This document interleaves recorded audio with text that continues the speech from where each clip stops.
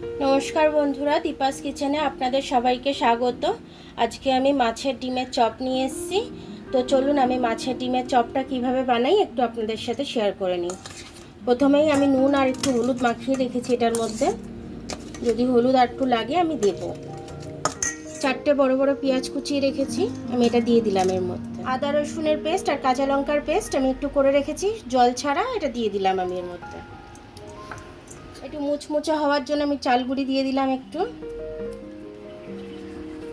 এবার এটাতে আমি একটু জিরে গুঁড়ো দিয়ে দেবো,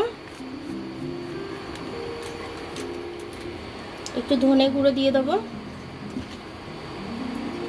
কাঁচা লঙ্কা দিয়েছি, তার সাথে আমি একটু ঝাল লঙ্কা দিচ্ছি, আমি একটু কাশ্মীরি লাল লঙ্কা দিয়ে দিচ্ছি।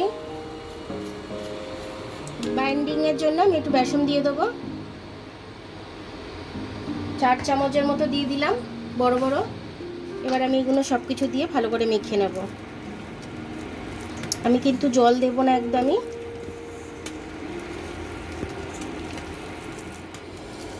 দেখুন এটা কিন্তু আমার খুব সুন্দর করে মাখা হয়ে গেছে।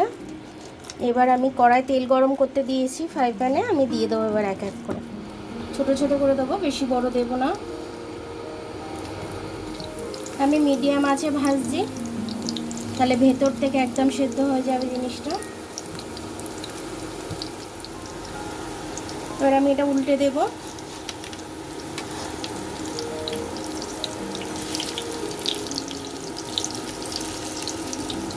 এক পিঠ হয়ে গেছে, আর এক পিঠ আমি হতে দিয়েছি। এটা লাল লাল করে ভাজা হয়ে গেছে, আমি এবার তুলে নিচ্ছি। দু পিঠই দেখুন লাল লাল করে একদম ভাজা হয়ে গেছে আমার। তেলটা ঝরিয়ে আমি তুলে নিচ্ছি।